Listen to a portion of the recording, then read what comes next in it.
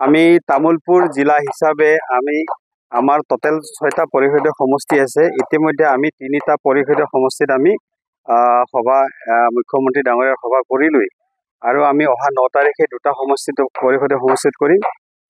আমাৰ বাগানপাৰা আৰু গড়েশ্বৰত আমি কৰিম।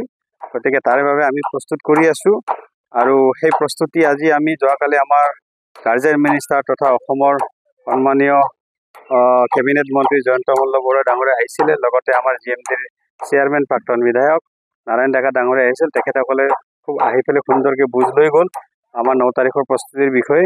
গতিকে আমি প্ৰস্তুতি ইতিমধ্যে তুংগত উঠিছে। আমি অকল সভাখন পাতাৰ কাৰণে ৰাইজে ৰখি আছে। ৰাইজৰ কিন্তু মনত উৎসাহটো বহুত বেছি হৈ আছে এতিয়া সভাখনৰ লৈ পেলাই।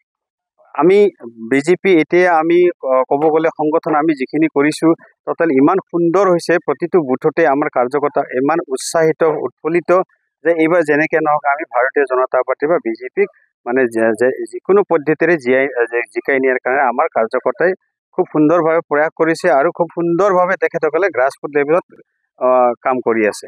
আমি ভাৰতীয় জনতা পাৰ্টি আমি যিটো নীতি আদৰ্শৰ দল, গতিকে আমি নীতি আদৰ্শৰ দলৰ মাজেৰে দলৰ যিটো নীতি আদৰ্শৰ মাজেদি আমি আগবাঢ়ি গৈ থাকিব। ইয়াতে বহুখিনি থাকিব, আমাৰ BPL দলৰ থাকিব, BPFৰ থাকিব, কংগ্ৰেছৰো থাকিব, অন্য দলৰো থাকিব। গতিকে আমাৰটো বিজেপি আমি সুন্দৰভাৱে আমি প্ৰস্তুত কৰিছোঁ যে আমি যুদ্ধত জিকাৰ কাৰণে আমি প্ৰস্তুত হৈ আছো। এতিয়া আমাৰ ৰাইজে দেখি পাই আছে কোনে কি কৰিছে।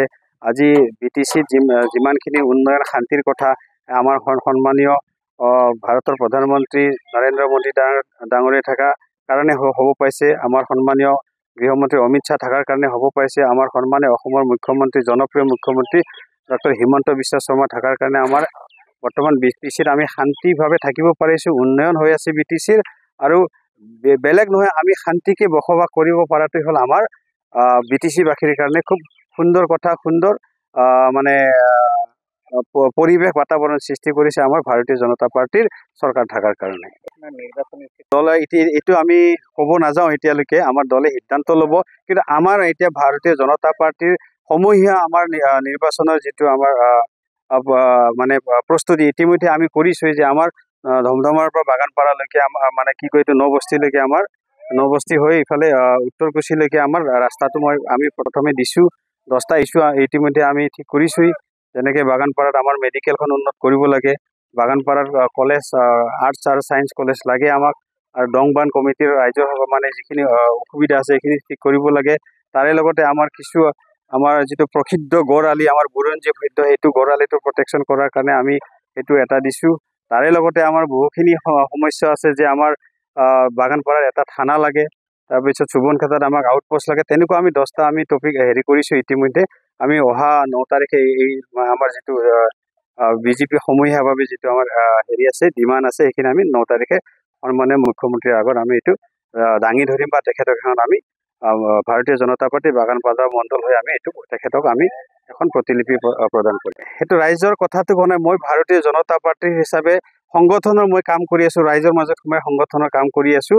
সংগঠনটো মই আগবঢ়াই লৈ গৈ আছোঁ। ৰাইজৰ যিখিনি অভাৱ অভিযোগৰ অসুবিধা আমি যিটো পোৱা নাই সেইবিলাক আমি অলপ বুজ লৈ আছোঁ। সেই বুজ লৈ পেলাই আমাৰ ভাৰতীয় জনতা পাৰ্টিৰ আমাৰ যিটো জিলা পৰ্যায়ত আমি এইখিনি অৱগত কৰাইছোঁ, তাৰ লগতে আমি ৰাজ্যিকত অৱগত কৰাইছোঁ। ঠিক তেনেকৈ মই ৰাইজৰ কাৰ্যকৰ্তাৰ লগত মই গৈছোঁ, দলৰ সংগঠন কৰিছোঁ। সংগঠনৰ যোগেদি মই ৰাইজৰ মাজত সোমাই গৈ আছোঁ। কাৰণ ভাৰতীয় জনতা পাৰ্টিক আমি খুব শক্তিশালী কৰিব লাগে আৰু আগন্তুক আহি থকা পৰিষদত আমি ভাৰতীয় জনতা পাৰ্টিৰ যিকোনো প্ৰাৰ্থী দিলে যাতে আমি জয়ী কৰাব পাৰোঁ, তেনেকৈ মই প্ৰস্তুতি কৰি আছোঁ।